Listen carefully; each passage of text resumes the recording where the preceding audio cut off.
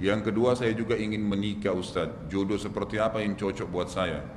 Dari mana saya tahu ini? Jodoh yang seperti mana yang Anda harapkan gitu kan? Tapi kalau Anda mau kaidah-kaidahnya, itu kembali kepada hadis Nabi. Kan sudah pernah saya sampaikan waktu kita bahas manajemen rumah tangga, ada mutiara. Mutiara untuk calon suami, ada mutiara untuk calon istri kan?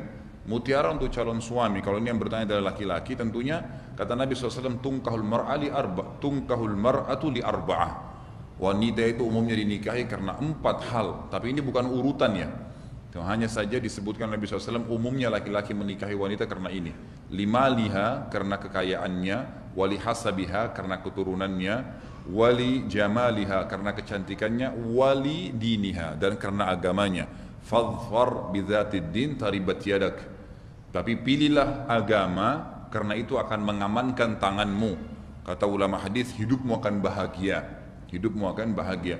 Berarti ada kaidahnya. Kalau yang pertama saya sarankan adalah carilah calon pasangan hidup yang beragama, gitu kan? Artinya memang faham agama, faham halal haramnya Allah. Itu penting sekali. Calon istri atau calon suami sama juga. Kalau yang bertanya misalnya pun perempuan, maka laki-laki jelas mutiaranya jelas. Kata Nabi SAW, idza ja'akum man tardawna dinahu wa khuluquhu fazawwijuh illam taf'alu takum fitnatun wa fasadun kabir, gitu kan? Kalau telah datang kepada kalian wahai para wanita dan walinya wanita, seseorang laki-laki yang kalian sudah ridhoi, sudah tahu akhlaknya dan agamanya, itu tolak ukur, bukan pekerjaannya, gajinya, fisiknya, gitu kan? Maka terimalah lamarannya, karena kalau tidak maka akan terjadi kerusakan di muka bumi. Maka berarti jelas tolak ukurnya akhlak dan agama, itu nomor 1. Itu saran saya, dahulukan agama pasangan Anda. Juga kalau Anda laki-laki, saya ingatkan hadis Nabi SAW, lamar'atun ya lamar'atun saudaun kharma ya dzatud din khair. Wanita yang hitam, budak, kemudian kharma. Kharma itu enggak ada pemisah hidungnya nih. Jadi lubang hidungnya satu. Itu luar biasa jeleknya gitu kan. Ya, itu. Tapi Nabi SAW mengatakan zatud din, beragama jauh lebih baik, khair. Maka itu harus didahulukan. Itu yang pertama. Yang kedua, nikahlah dengan kufu. Kufu itu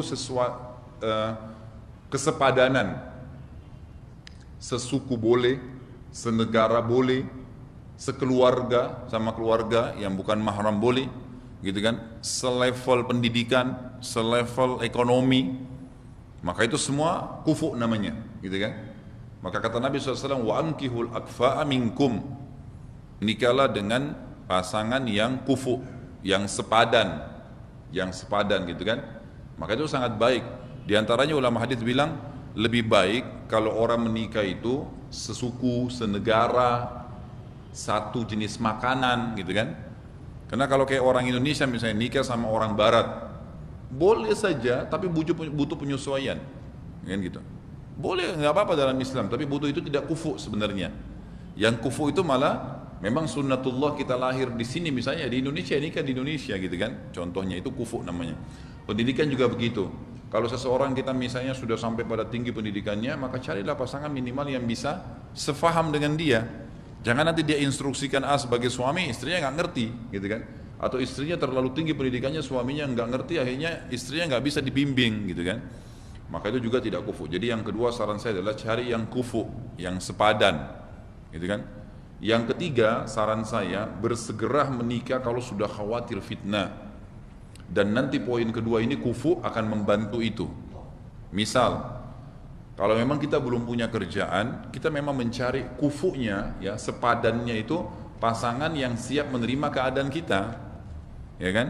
Jangan gaji Anda 1 juta, nikah sama perempuan yang kosmetikanya saya sudah 5 juta, gitu kan? Maka nggak bakal seimbang, gaji kita habis, ya, nggak mungkin cukup untuk itu. Maka nikah yang sekufu dan jangan ditunda, karena termasuk ulama fikih mengatakan nikah itu akan wajib hukumnya kalau seseorang sudah khawatirnya terjerumus pada hal yang zina atau haram, gitu kan? Maka dia boleh menikah. Insya Allah kalau dia niat baik, Allah SWT akan mudahkan. Dan pegangilah hadis Nabi SAW yang berbunyi, siapapun yang menikah karena takut terjerumus pada hal yang haram, maka dipastikan Allah akan memberikan untuknya rezeki. memberikan untuknya rezeki. Jadi tidak usah khawatir, tidak usah khawatir gitu. Jadi kebetulan pertanyaan ketiganya, kalau misalnya tidak sekufu, apakah diperbolehkan untuk menikah? Bukan tidak boleh ya, tapi saran Nabi disuruh menikah, takutnya nanti tidak balance, nggak bisa, nggak berimbang nantinya, gitu kan? Boleh, tapi butuh penyesuaian yang susah gitu. Sementara kan kita menikah tujuannya sudah kita jelaskan yang lalu kan untuk ketentraman ya. Nah ketentraman itu akan kita dapatkan kalau sekufu itu. Emang udah biasa hidup dengan cuaca. Misalnya antum di Indonesia terus nikah sama orang yang biasa salju di Eropa. Nanti kalau musim salju dia pengen pulang, antum tidak ada duit, gimana tuh? Ada keluarga saya nikah sama orang Turki. Orang Turki ini ternyata biasa makan, laki-laki sama perempuan sama. Sarapan pagi 1 ekor ayam, 1 orang. Siang 1 ekor ayam, malam 1 ekor ayam. Kita di Indonesia 1 ekor makan 3 hari gitu kan. Nah ini 1 ekor, 1 hari 3 ekor ayam gitu. Ini masih ada hubungan kerabat dengan saya gitu. Sampai akhirnya orang tuanya si anak laki-laki yang bilang, ini nggak salah kamu nikahin. 1 hari 3 ekor ayam dia sendiri gitu. Nah itu dianggap biasa bagi dia, tidak sekufu. Gimana caranya? Kita biasa makan tempe, dia nggak mempan makan tempe gitu. Nah itu contohnya. Jadi cari orang sekufu yang kalau kita mau mampir makan nasi goreng ya dia oke deh mampir nasi goreng, kan itu sekufu namanya gitu kan. Enak-enak saja, gado-gado, ayo gado-gado mau pengen ya sudah. Jangan cari susah-susah gitu. Ya. Saya kemarin juga didatangi sama salah seorang ikhwah, pernah kebetulan dia kerja dengan saya, kemudian dia bilang, saya mau ke Australia Ustaz, apa sarannya? Saya bilang, untuk apa ke Australia? Mau kerja. Baik, saya mau tanya dulu, apa alasannya kerja di Australia? Dia bilang karena gajinya tinggi. Kalau mau dengar saran saya bilang kerja di Indonesia aja. Kenapa Ustaz? Baik, saya jelaskan. Yang pertama, di sana itu kalau memang nilai dolar Australia dinilai ke rupiah, besar memang gitu kan. Karena kursnya $1 sekian ribu gitu kan. Tapi jangan lupa di sana sewa rumahnya mahal, makannya mahal, kan itu. Jadi sebenarnya seimbang saja. Kalau kita kerja di Indonesia dengan 1 juta gaji, mungkin dengan di sana misalnya $500, itu sebenarnya sama saja. Karena di sana biayanya juga besar, gitu kan. Yang kedua, Anda ini sudah biasa hidup dengan cuaca. Saya bahasakan ya, kita harus bersyukur lahir di Indonesia ini. Karena tidak ada negara kayak Indonesia loh. Sepanjang tahun, karena kita di garis satu khatulistiwa itu cuacanya luar biasa gitu. Paling dingin 37, 38, ya, kalaupun paling panas ya, paling dingin itu 27, 26. Dulu waktu saya masih mahasiswa di Madinah, itu kadang-kadang sampai hari ini sudah ada berita di Saudi itu sekarang 9 derajat, 5 derajat dinginnya. Jadi teman-teman kita yang umroh sekarang ini, waduh bisa sakit rematik gitu. Mudah-mudahan saja Allah jaga gitu kan. Saya dulu waktu masih mahasiswa itu kalau mau tidur, itu selimut saya dudukin dulu biar panas gitu. Lama gitu, ya baru kita bisa pakai tidur. Kalau nggak bisa, dingin sekali. Nggak bisa, nggak seimbang. Nah sekarang pergi ke Australia, salju, dingin. Orang cuman, orang biasa bilang itu, saya tidak ngerti kalau bahasa apa yang digunakan ya. Tapi orang biasa hanya karena ingin dipuji lah ya. Oh iya saya hidup di Australia karena salju gini-gini. Tak ada apa dengan salju? Nggak ada apa. Apa bedanya salju turun dengan air hujan yang kita pegang? Sama saja beda bentuk. Ambil aja es batu, gitu. Pegang sama saya salju kan gitu. Masalahnya kita tidak terbiasa dengan itu, gitu kan? Tidak terbiasa. Maka pikirkan itu, cuaca beda, makan beda, kan gitu. Makannya orang macam-macam beda dengan makanan kita, nggak bisa. Hanya karena mau dikatakan tenar atau ya sudah pernah ke sana, ya makanannya nggak bisa, nggak nyambung. Kita sudah dari kecil makannya memang seperti ini.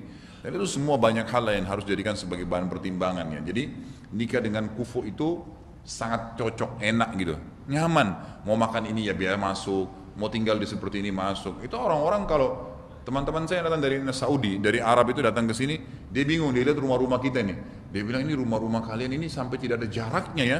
Itu kan tembok-tembok rumah masyarakat kan gang-gang masuk rumah kan tembok-tembok gitu kan. Di Saudi rumahnya orang kan jaraknya jauh-jauh gitu. Antara pagar dia sama pagar tetangganya ya jauh karena luas. Orang penduduknya cuma 25 juta gitu kan. Indonesia 250 juta gitu.